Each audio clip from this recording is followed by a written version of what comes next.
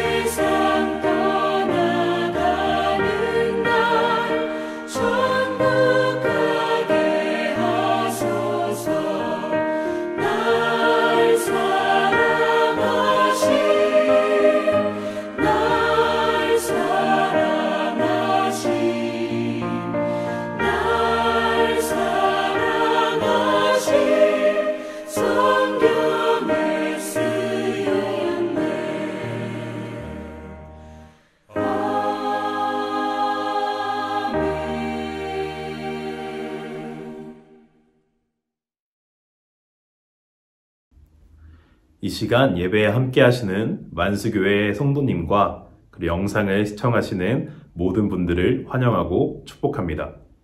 오늘 함께 나눌 말씀은 로마서 8장 12절에서 17절 말씀입니다. 영상을 보시고 오늘의 말씀을 함께 봉독하도록 하겠습니다. 함께 읽도록 하겠습니다. 그러므로 형제들아, 우리가 빚진 자로 돼 육신에게 져서 육신대로 살 것이 아니니라. 너희가 육신대로 살면 반드시 죽을 것이로되 영으로서 몸의 행실을 죽이면 살리니 무릇 하나님의 영으로 인도함을 받은 사람은 곧 하나님의 아들이라. 너희는 다시 무서워하는 종의 영을 받지 아니하고 양자의 영을 받았으므로 우리가 아빠 아버지라고 부르짖느니라. 성령이 친히 우리의 영과 더불어 우리가 하나님의 자녀인 것을 증언하시나니 자녀이면 또한 상속자 곧 하나님의 상속자요 그리스도와 함께한 상속자니 우리가 그와 함께 영광을 받기 위하여 고난도 함께 받아야 할 것이니라. 아멘. 오늘의 말씀은 로마서의 저자 사도 바울이 하나님의 자녀들은 어떻게 살아야 하는지 말하고 있습니다. 단순히 교회를 다니는 사람은 이렇게 살아야 한다라고 말하는 것이 아니라 그리스도를 통해서 죄에서 해방되고 구원을 받았으며 양자로 택함을 받은 주님의 자녀로서 어떻게 살아야 하는지 말하고 있는 것입니다. 12절 말씀을 보면 우리는 빚진 자임을 알 수가 있습니다. 과연 어떤 빚을 지고 있는 것일까요? 인간은 모두 육을 가지고 있습니다. 육을 가지고 있는 것만으로는 문제가 될 것이 없으나 육으로부터 나오는 정욕은 문제가 됩니다. 그 정욕으로 인해서 육을 가지고 있는 인간은 육의 삶을 살 수밖에 없는 죄인이 되고 맙니다. 그러나 우리는 그냥 인간이 아니라 그리스도 안에서 육의 지배로부터 해방되어 영의 지배를 받는 인간입니다.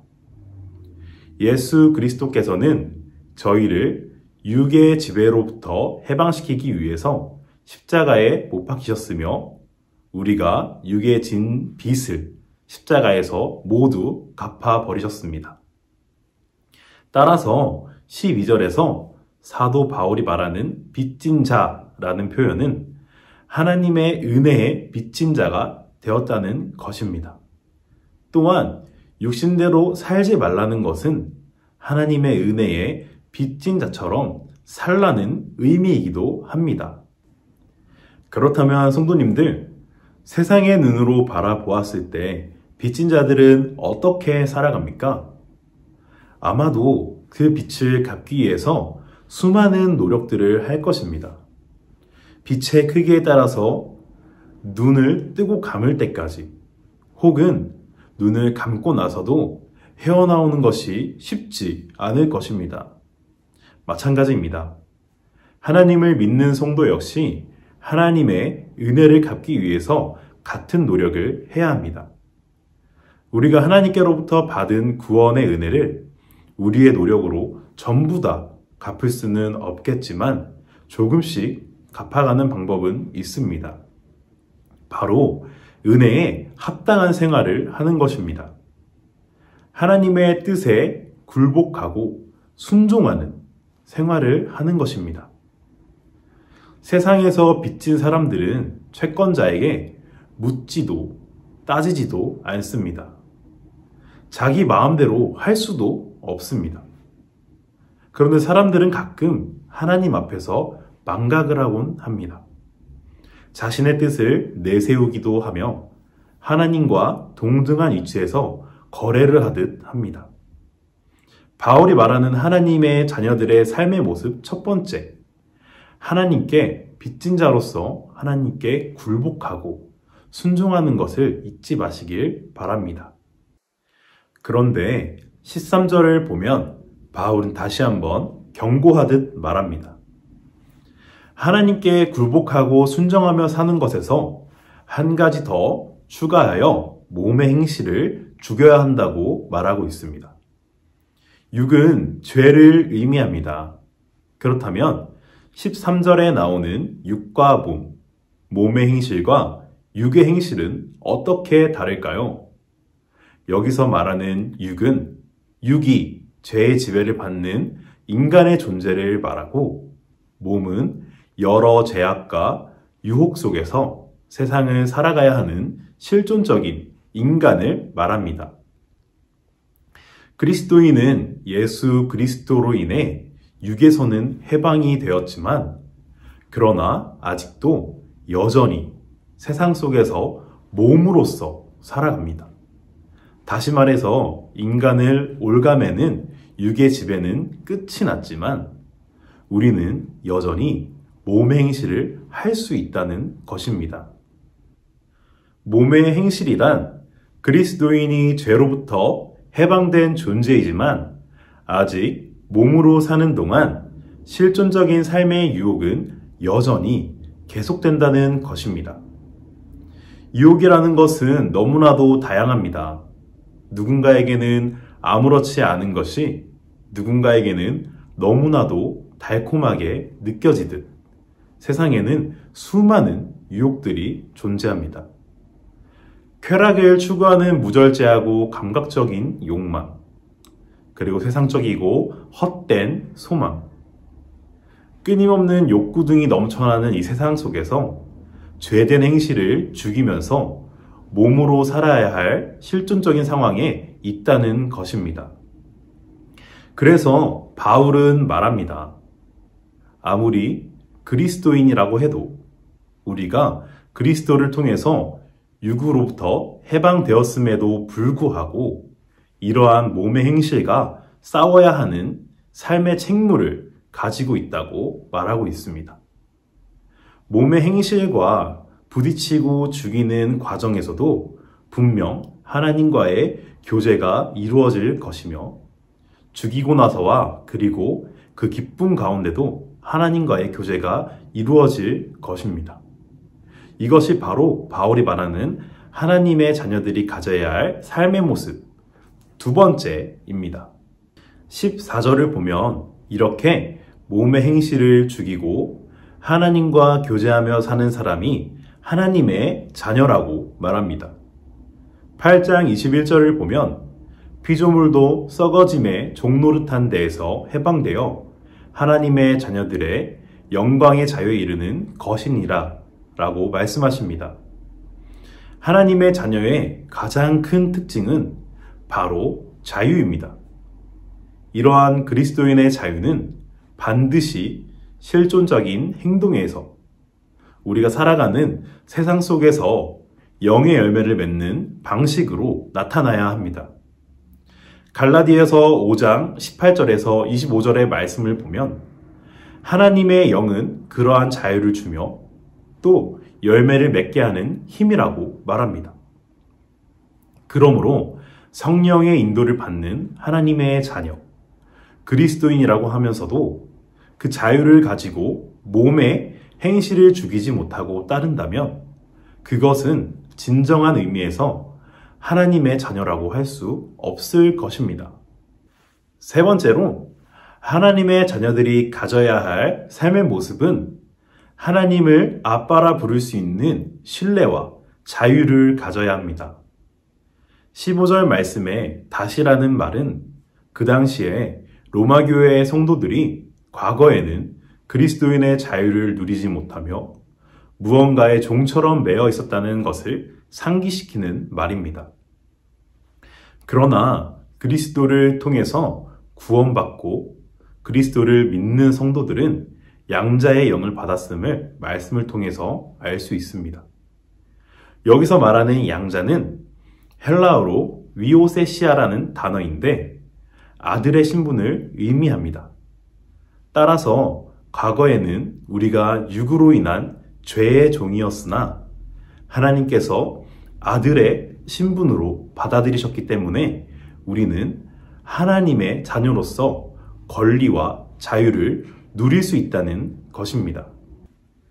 예수 그리스도는 하나님을 아빠라고 불렀습니다. 하나님을 이렇게 친근한 칭호로 부른 것은 예수님이 처음이었습니다. 이처럼 하나님의 아들인 예수님처럼 그리스도 안에서 하나님의 자녀된 신분으로 변화된 그리스도인들도 하나님을 아빠라 부를 수 있는 자격을 갖게 되었다는 것입니다. 그러나 아무나 하나님을 아빠, 아버지로 부를 수 있는 것은 아닙니다. 한 가정의 모습을 예로 들어보았을 때 어린 자녀들이 아빠라고 부른다면 그것은 아이들이 아빠에게 느끼고 기대하는 절대적인 신뢰를 바탕으로 해서 부르는 것일 겁니다. 아빠가 퇴근해서 집으로 돌아왔을 때 아빠라고 큰 소리로 외치며 안겨드는 모습은 아빠에 대한 절대적인 신뢰와 사랑의 표현일 것입니다. 이처럼 하나님을 아빠라는 칭호로 부를 수 있는 자격은 하나님의 자녀됨과 동시에 하나님을 절대적으로 신뢰하고 무엇보다 사랑해야 될 것입니다. 이렇게 될 때에 성령님께서 친히 우리의 영을 하나님을 아빠, 아버지라 부를 수 있도록 인도해 주실 겁니다. 성령의 인도를 받은 우리는 우리 안에 성령이 있으므로 하나님의 자녀라는 것이 증명되는 것입니다. 만약 하나님의 자녀가 아닌 종이었다면 종은 주인을 두려워하기 때문에 주인의 마음을 사기 위해서 무언가를 해야 한다는 강박관념 속에서 살게 될 것입니다. 예를 들어서 내가 무언가를 해야지만 어떤 특별한 업적을 행해야 하지만 하나님으로부터 자녀로 인정받을 거야 와 같은 생각에 빠질지도 모릅니다. 그러나 양자의 영을 받은 자녀들은 그런 압박 속에서 자유로울 것입니다. 무엇을 행한다면 그것은 두려움과 강요와 인정받기 위함이 아니라 성령의 인도를 받아서 기쁨으로 행하는 것일 겁니다. 하나님의 자녀들이 가져야 할 모습의 마지막은 상속자로서 세상을 살아가는 것입니다. 세상에서의 상속의 개념을 살펴보면 자녀들이 부모의 재산을 상속받을 때에 채무과, 즉 부모가 지은 빚을 갚을 의무도 함께 지니게 됩니다. 그래서 어떤 이들은 상속받은 것보다 채무가 많으면 상속권을 포기하기도 합니다. 우리는 하나님의 자녀입니다. 하나님께서는 아버지가 되시며 우리는 그리스도와 함께 상속자가 되었습니다.